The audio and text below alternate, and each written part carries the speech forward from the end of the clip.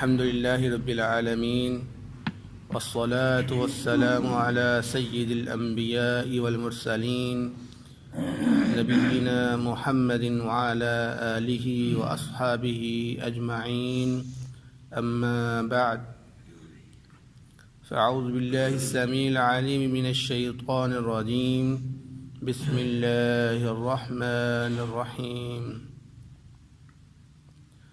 عفى الله عنك لما أذنت لهم اللہ رب العزت آپ کو معاف فرمائے آپ نے کیوں اجازت دی ان کو حتی یتبین لک الذین صدقوا یہاں تک کہ واضح ہو جاتا آپ کے لیے ان لوگوں کا سچ بولنا وتعلم الکاذبین اور آپ جھوٹ بولنے والوں کو جان لیتے۔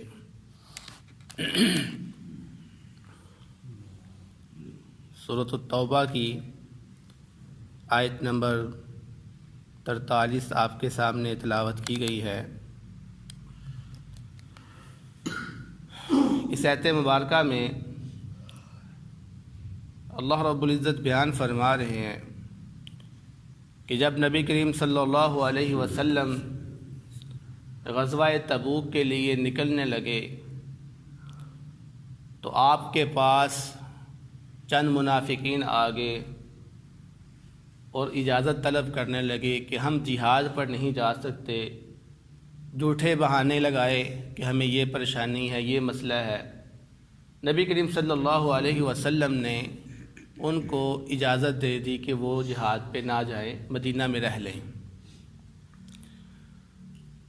تو اللہ رب العزت یہاں پر نبی پاک صلی اللہ علیہ وسلم کو تنبیہ کر رہے ہیں کہ آپ نے ان منافقین کو بغیر تحقیق کے اجازت کیوں دی؟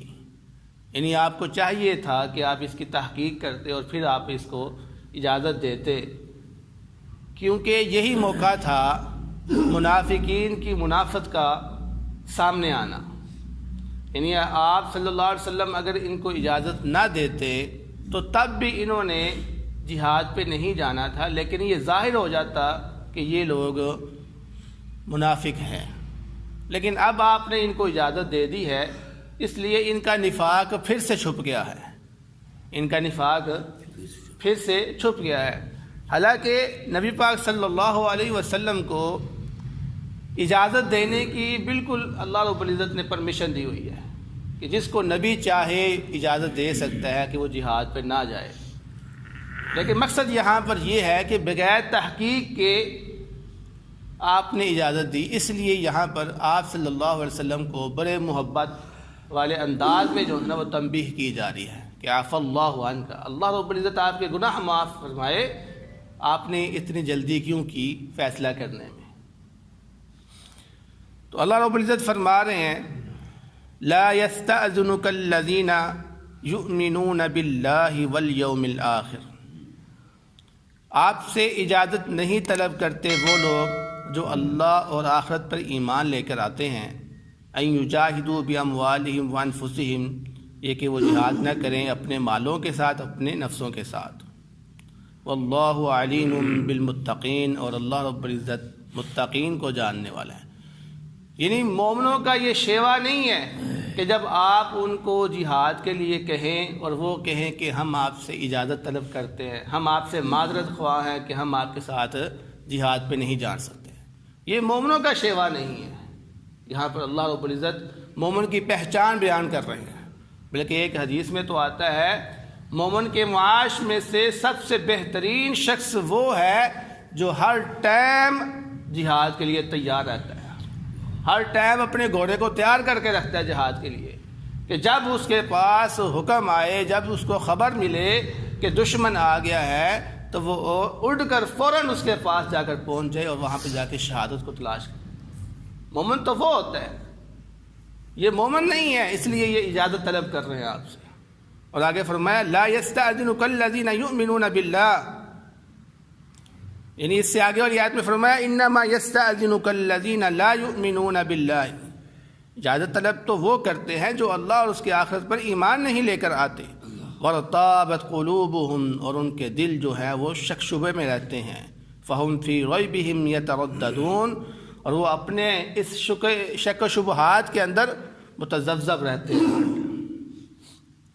اب یہاں پر منافقین کی علامت بیان کی گئی ہے کہ وہ ہمیشہ جہاد سے پیچھے رہتے ہیں، اور آپ کو معلوم ہونا چاہیے کہ اللہ رب العزت نے یہاں پر مسلمانوں کی جہاد کے اندر شرکت کرنے کے حوالے سے 4 قسمیں بیان کی ہیں۔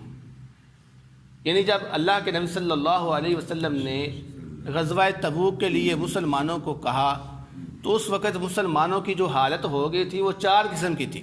ان میں سے پہلی قسم کے وہ لوگ تھے کہ جنہوں نے نبی پاک صلی اللہ علیہ وسلم کی آواز کو سنتے ساتھ ہی لبیک کہہ دیا اور کہا ہم تیار ہیں جہاد کے لیے۔ دوسری قسم کے وہ لوگ تھے کہ جنہوں نے شروع میں تھوڑا سا مشکل سمجھا اور سوچنے سمجھنے کے لیے ٹائم مانگا، لیکن بالآخر ان کے دل بھی مطمئن ہو گئے اور وہ جہاد کے لیے تیار ہو گئے۔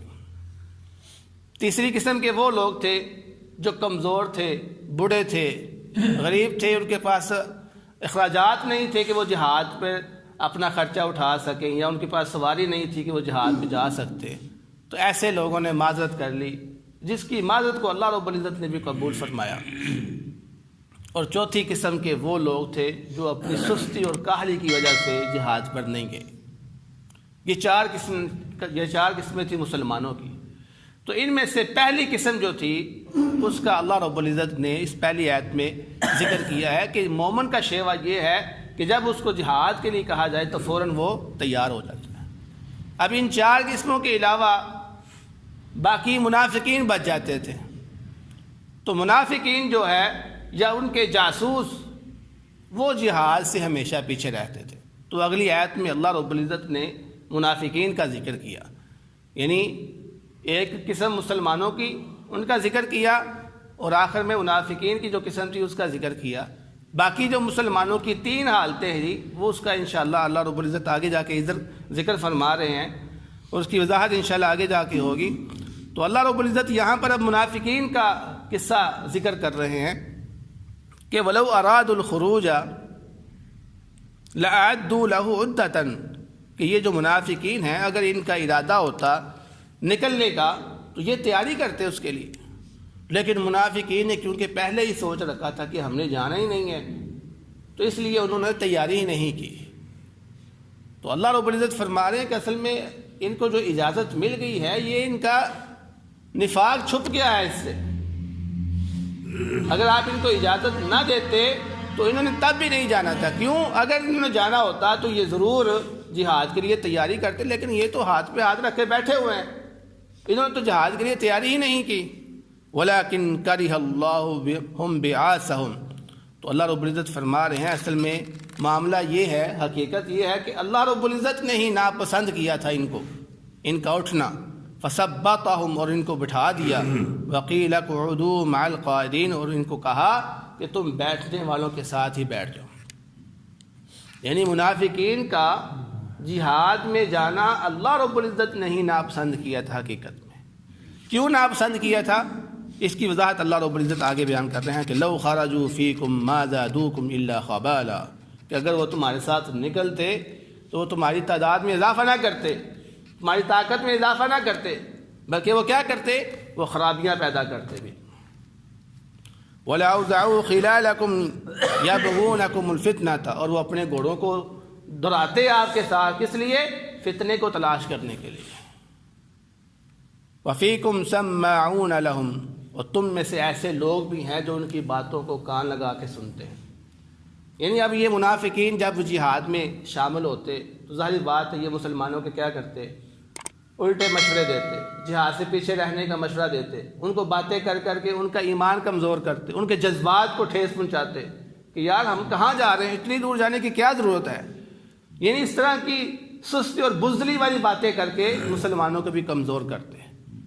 اور اس جہاد کے اندر کچھ ایسے لوگ بھی تھے جیسے کہ یہاں پر اللہ رب العزت نے فرمایا وَفِيكُمْ سَمَّاعُونَ لَهُمْ، کہ کچھ ایسے لوگ بھی تھے جو عام، اس کو ہم کہتے ہیں کہ بہت سادہ سا شخص ہے یار، یہ تو سادے لوگ بھی تھے جو ان منافقین کی تیز تراش لوگوں کی باتوں پر آ جاتے تھے۔